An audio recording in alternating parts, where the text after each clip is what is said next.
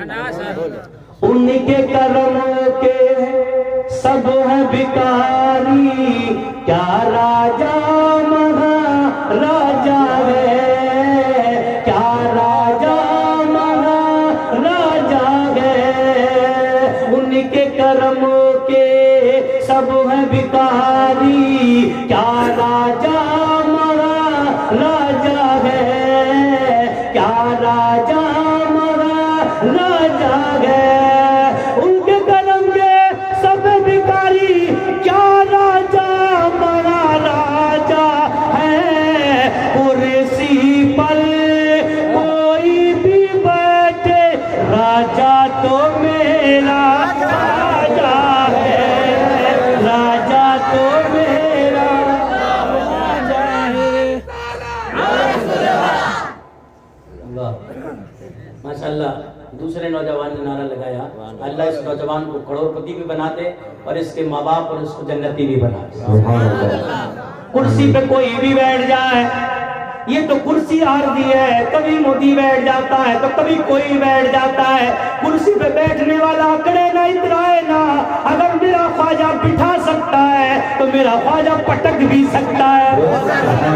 کرسی پر کوئی بھی بیٹھے راجا تو میرا، بولو راجا تو میرا، کس کا خواجہ ہے یار؟ راجا تو میرا، حیدر کا لاڈلا ہے وہ زہرا کا لال ہے،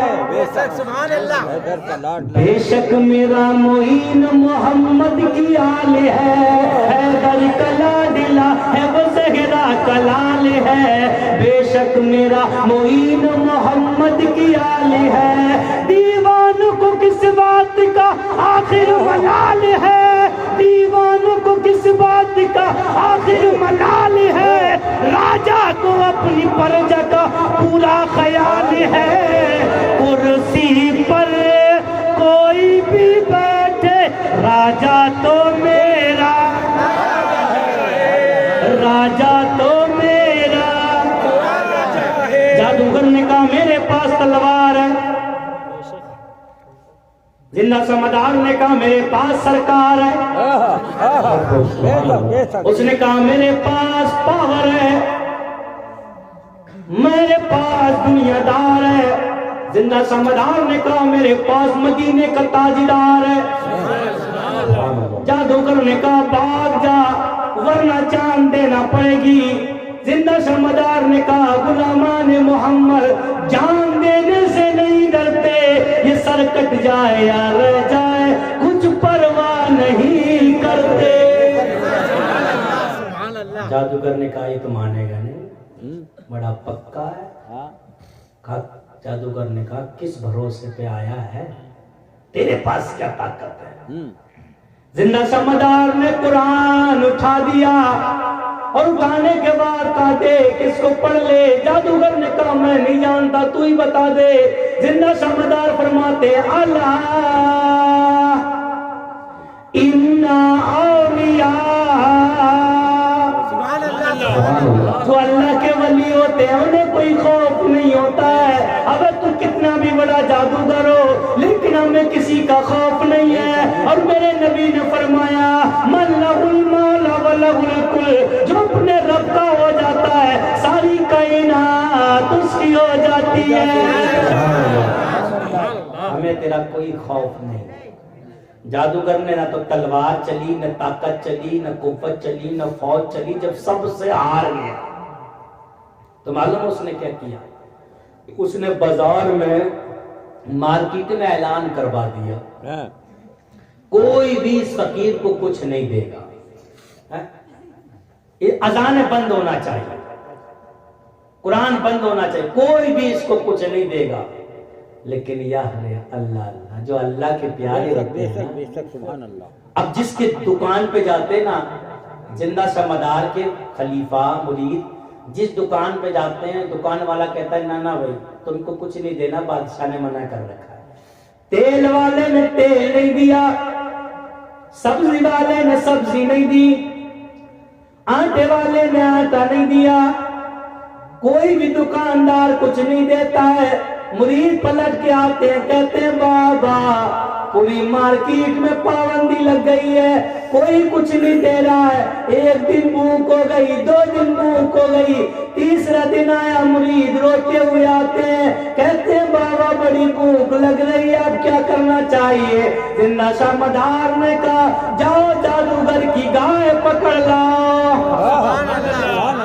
بہت خوب، کل ہاتھ مار دیا نا آپ نے، ہاں مار دیا، اور ہوتا یہ جادوگر کی گائے پکڑ لاؤ۔ جادوگر کی گائے لائی گئی، آپ فرماتے ہیں ذبح کر لو، ذبح کر لی گئی، ذبح کرنے کے بعد 100 جو مرید تھے سب کو گوشت بانٹ دیا گیا، سب اپنے اپنے چولہے پہ پکانے لگتے ہیں، جادوگر کو خبر پہنچتی ہے، جادوگر نے کہا موقع بن گیا، اب کاٹ دوں گا، اب ٹکڑے ٹکڑے کر دوں گا، اب نہیں چھوڑوں گا، میری بڑی قیمتی گائے کاٹ دی ہے، اب نہیں چھوڑوں گا، توپ سے اڑوا دوں گا۔ جادوگر آتا ہے، آنے کے بعد کہتا ہے اے زندہ شاہ مدار تو نے میری گائے پکڑ کے کاٹ لی ہے، اب میں تجھے کاٹ دوں گا۔ زندہ شاہ مدار خاموش ہے، دوسری بار پھر کہتا ہے، تیسری بار کہتا ہے تیرے مریدوں نے میری گائے کاٹ لی ہے۔ زندہ شاہ مدار فرماتے ہیں اگر کاٹی تو ہے، گوشت پک بھی رہا ہے، اگر تیری ماں نے دودھ پلایا ہے تو ایک ہڈی بھی ڈھونڈ کے دکھا دے۔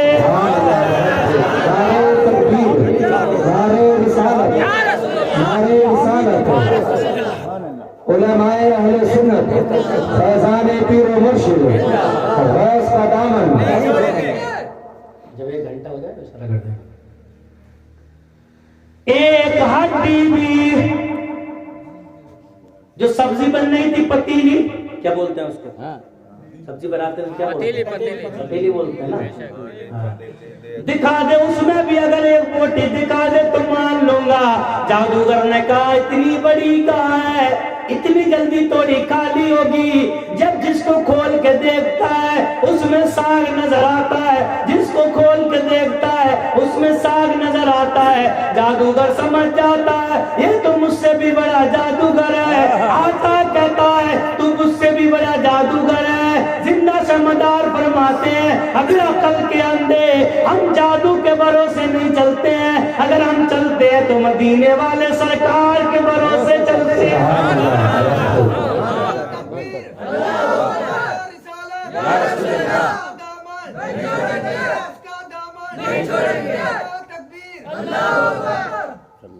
ماشاءاللہ، اللہ برکت عطا فرمائے۔ اب بڑا پریشان ہے جادوگر، کروں تو کیا کروں؟ یار گائے کٹی بھی ہے اور ملی بھی نہیں، ہڈی بھی نہیں ملی، کچھ بھی نہیں ملا۔ جادوگر نے کہا مجھے بھی کرشمہ دکھانا چاہیے۔ رات میں زندہ شاہ مدار کا ایک مرید اٹھتا ہے، حاجت کے لیے اٹھتا ہے، اسے حاجت ہوتی ہے، جنگل میں اکیلا جاتا ہے۔ جادوگر نے اٹھایا، جادو سے اسے نگل جاتا ہے، جادو سے نکل جاتا ہے، نگلنے کے بعد محل میں چلا جاتا ہے۔ زندہ شاہ مدار نے اپنے مرید گنے، 99 رہ گئے، کہا ایک مرید کہاں ہے، کون سا غائب ہے؟ کہا جمن جتی نہیں ہے، آواز دی جمن جتی۔ زندہ شاہ مدار نے زور سے آواز دی، جمن جتی کہاں ہے؟ جادوگر کے پیٹ سے بولتا ہے بابا مجھے جادوگر نگل گیا ہے۔ کب پتا کدھر سے نکال لوں؟ اگر ہمارے تمہاری طرح مرید ہوتا تو کہتا بابا بڑا پریشان ہوں، نکال لے، لیکن بولے بابا منہ سے مت نکالنا ورنہ یہ جادو کر گئے گا، میں نے تھوکا تو دھوکے سے نکل گیا۔ ناک سے مت نکالنا ورنہ یہ کہے گا میں نے ناک شنکی تھی تب نکل گیا۔ ایسی جگہ سے نکال تاکہ قیامت تک اس کی نسلوں میں پہچان رہ جائے۔ زندہ شاہ مدار فرماتے ہیں اس کے سر میں سے نکل جا۔ نعرہ تکبیر، نعرہ رسالت، علماء اہل سنت، پیر و مرشد، پیر کا دامن، دوست کا دامن۔ اس کے سر میں سے اب اللہ والوں کو کوئی بعید نہیں ہے. سر پھٹا, مرید باہر نکل آیا. مرید کا باہر نکلنا تھا, جادوگر قدموں پہ گر گیا کہ بابا یہ سراغ تو بند کر دے. کھانا بن رہا تھا, راکھ اٹھائی اور رکھ دی. جا, قیامت تک تیری اولاد چوٹی رکھتی رہے گی. بے شک بے شک بے شک. میں نے کہا بابا جی چوٹی وہاں سے آئی ہے, مکن پور سے ہے. سمجھ گیا. یکم ایوم ادتیم, اللہ ایک ہے, اس کا کوئی شریک نہیں ہے.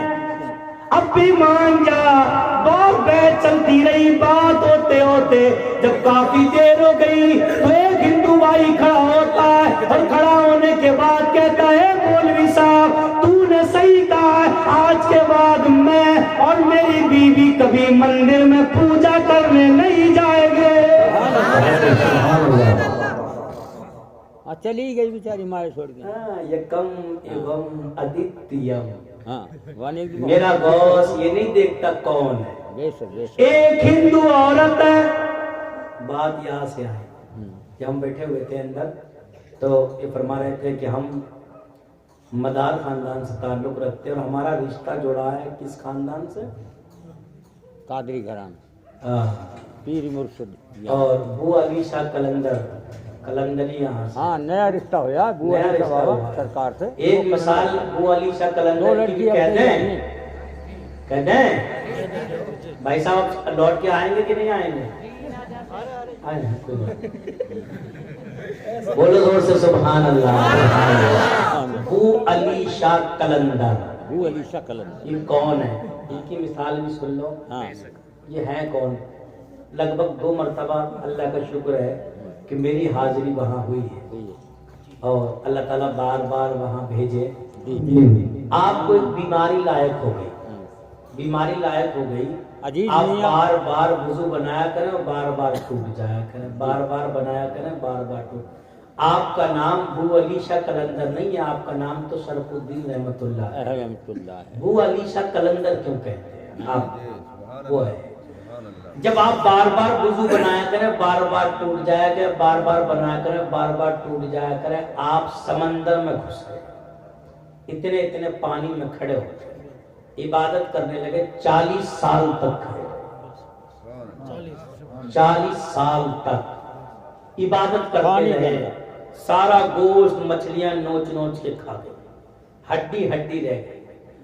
اللہ نے فرمایا میں تجھ سے راضی ہوں, مانگ لے. عرض کی مولا مجھے نبی بنا دے.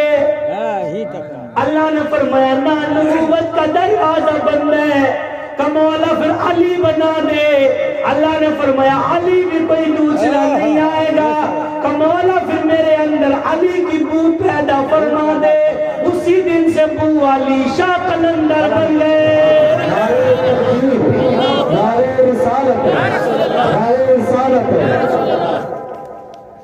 ایک ہندو عورت ہے, غوث اعظم 11ویں اس کے پڑوس میں ہوتی ہے, ایک سنی مسلمان رہتا ہے. ایک طرف ہندو عورت رہتی ہے, دوسری طرف ایک ایسا مسلمان ہے جو نماز تو پڑھتا ہے, روزہ تو رکھتا ہے, کرتا پہنتا ہے, ٹوپی بڑی چھوٹی لگاتا ہے, کرتا بڑا نیچا پہن لیتا ہے, لیکن پاجامہ بڑا اونچا پہنتا ہے.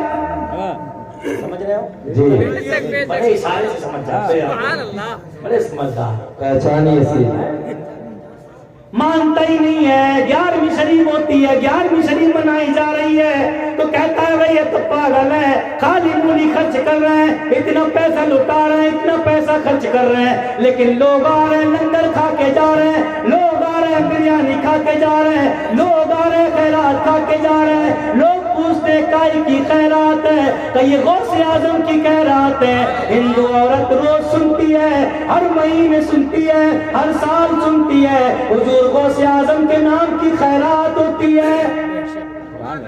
وہ جو نام کا مسلمان تھا نا, وہ اس عورت کو دیکھتا ہے, ہندو عورت کو, بڑی خوبصورت ہے, اس کو دیکھ کے وہ عاشق ہو جاتا ہے, اس کو محبت کرنے لگتا ہے اس کو. اب وہ اس چکر میں رہتا ہے کہ موقع موقع ملے تو بات کرنے کا موقع مل جائے، کہیں ملنے کا موقع مل جائے، اگر بات کرنے کا موقع مل جائے تو دل کی بات کہہ دوں، لیکن ہندو عورت سمجھ جاتی ہے اس کی نظر صحیح نہیں ہے، اس کی نظر غلط ہے۔ ایک دن اپنے شوہر سے کہتی ہے اے پتی دیو مجھے میرے مائکے چھوڑا، یہ جو ہندو انسان ہے جو نام کا مسلمان ہے اس کی نظر صحیح نہیں ہے، مجھے میرے مائکے چھوڑا۔ اس کا شوہر کہتا ہے چل میں تجھے مائکے چھوڑاتا ہوں، دونوں پیدل چلنے لگتے ہیں، چلتے چلتے جنگل میں پہنچ جاتے ہیں۔ وہ نام کا مسلمان جو مسلمان تو تھا لیکن 11ویں والے پیر کو نہیں مانتا تھا، جی مسلمان تو تھا لیکن اللہ والوں کو نہیں مانتا تھا، اور وہ اس عورت پر عاشق ہو چکا تھا، اس سے محبت کرنے لگا تھا۔ اس نے سوچا موقع بڑھیا ہے، کوئی نہیں ہے ساتھ میں شوہر ہے، اس کو مار کے ٹھکانے لگا دوں گا اور بیوی کو اپنے قبضے میں کر لوں گا۔ گھوڑے پہ سوار ہو کے دوڑنے لگتا ہے، جنگل میں پہنچ جاتا ہے۔ پہنچنے کے بعد اس انسان کے قریب جاتا ہے، کہتا ہے بھائی کہاں جا رہے ہو پڑوسی؟ کہا اپنی بیوی کو مائکے چھوڑنے جا رہا ہوں۔ کہا ایسا کرو یار بیوی کو پیدل چلاتے ہو، میرے ساتھ بیوی کو گھوڑے پہ بٹھا دو نہ تو تھک جائے گی۔